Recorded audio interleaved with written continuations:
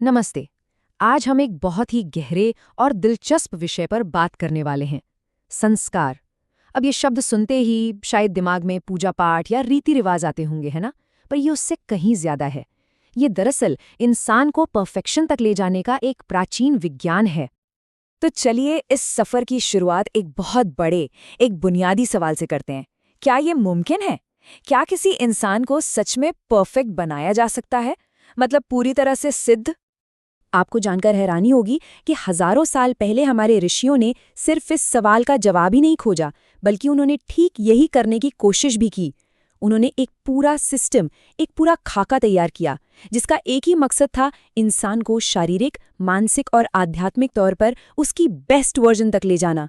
और बस इसी पूरी व्यवस्था को, इसी ब्लूप्रिंट को संस्कार का नाम दिया गया।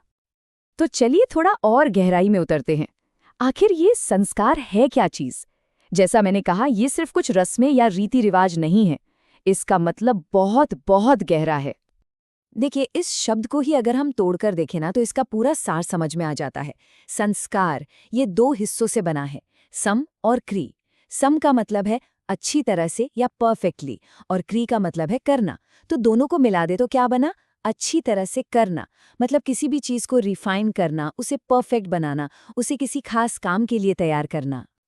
और इस बात को एक बहुत बड़े प्राचीन ऋषि शबर मुनि ने अपने मीमांसा सूत्र में बहुत ही खूबसूरती से समझाया है। उन्होंने कहा कि संस्कार वो प्रोसेस है जिससे कोई भी इंसान या कोई भी चीज किसी खास मकसद के लिए योग्य बन जाती है, मतलब क्वालिफाइड हो जाती है।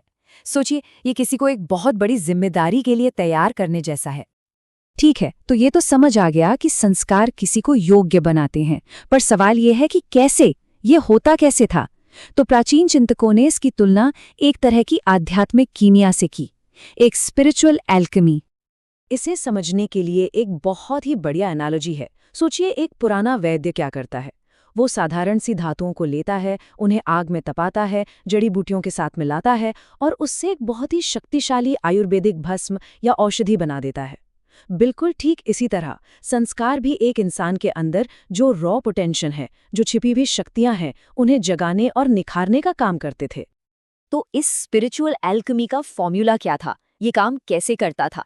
चलिए इसके 4 स्टेप्स को समझते हैं। स्टेप 1, सामग्री यानी इंग्रेडिएंट्स। ये थे वैदिक मंत्र और यज्ञ में दी जाने वाली आहुतियां। स्टेप 2, उत्प्रेरक, अ कैटलिस्ट। वो थी यज्ञ की पवित्र आग और उसका पूरा माहौल। स्टेप 3, ट्रांसफॉर्मेशन यानी बदलाव। होता ये था कि मंत्रों की जो साउंड वेव्स थीं और आग की जो गर्मी थी, वो मिलकर इंसान के मन, उसकी चेतना पर बहुत गहरा असर डालती थीं। और आखिर में स्टेप 4, नतीजा, अ परमानेंट रिजल्ट। व्यक्ति के गुण, उसके कर्म और उसके स्वभाव पर एक स्थायी, एक पॉजिटिव छाप पड़ जाती थी। और हाँ, ये कोई एक दिन का प्रोसेस नहीं था। ये तो एक पूरी जिंदगी का सफर था, जिसे 16 बहुत ही खास पड़ावों में बांटा गया था। 16, जी हाँ, हमारे प्राचीन ग्रंथों में कुल 16 मुख्य संस्कारों के बारे में बताया गया है। और ये नंबर ही अपने आप में ये बताने के लिए काफी है कि ये सिस्टम कितना ज्यादा कॉम्प्रिहेंसिव और वेल थॉट आउट था।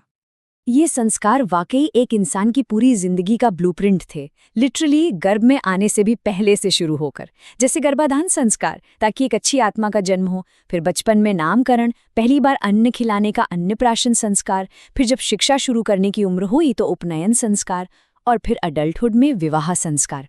मतलब जिंदगी के हर बड़े मोड़ को, हर माइलस्टोन को एक पवित्र और मीनिंगफुल इवेंट बना दिया जाता था। पर सोचने वाली बात यह है कि इन रिचुअल्स का इतना गहरा, इतना लास्टिंग इफेक्ट होता क्यों था?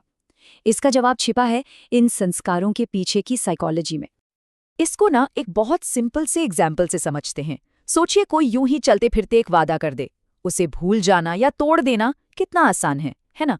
लेकिन अब सोचिए, जब वही वादा, वही वचन विवाह संस्कार में पवित्र अग्नि के सामने सबके बीच लिया जाता है, तो वो जिंदगी भर का एक अटूट बंधन बन जाता है।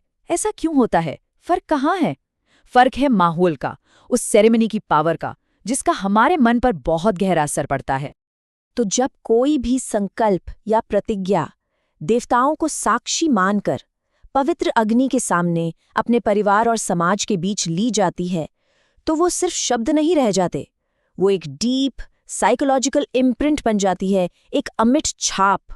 वो वादा आपकी आइडेंटिटी का, आपकी पहचान का हिस्सा बन जाता है। और बस यही थी इन संस्कारों की असल मनोवैज्ञानिक ताकत। तो ठीक है, ये पूरी प्रक्रिया, ये सारे रिचुअल्स, ये गहरी साइकोलॉजी, इन सब का आखिर मकसद क्या था? What was the ultimate goal? आखिर कैसा इंसान बनाने की कोशिश हो रही थी? देखिए, संस्कारों को एक तरह की स्पिरिचुअल टेक्नोलॉजी समझा जाता था। एक ऐसी तकनीक जिसका अंतिम लक्ष्य था एक इंसान को उसकी हाईएस्ट पोटेंशियल तक पहुंचाना। और वो हाईएस्ट पोटेंशियल क्या थी? लक्ष्य था एक भूसुर बनाना। भूसुर यानी भू पर सुर, धरती का देवता। एक ऐसा इंसान जो शरीर से तो इंसान हो, पर जिसके गुण, कर्म और जिसकी कॉन्शियसनेस देवताओं जैसी पवित्र और ऊंची हो। बेसिकली एक चलता फिरता डिवाइन बीइंग ऑन अर्थ। ये हजारों साल पुराना ज्ञान आज भी हमें सोचने पर मजबूर करता है ना? अगर संस्कार एक इंसान को शेप करने की एक सोची समझी तकनीक थे, तो जरा सोचिए आज की इस मॉडर्न दुनिया में वो कौन से नए पुराने रिचुअल्स हैं, चाहे वो हमारी ग्रेजुएशन सेरेमनीज हो या जॉब प्रमोशंस या सोशल मीडिया ट्रेंड्स। वो कौन सी चीजें हैं जो आज हमें और हमारी पहचान को गढ़ रही हैं? इस सवाल पर विचार करना वाकई दिलचस्प है।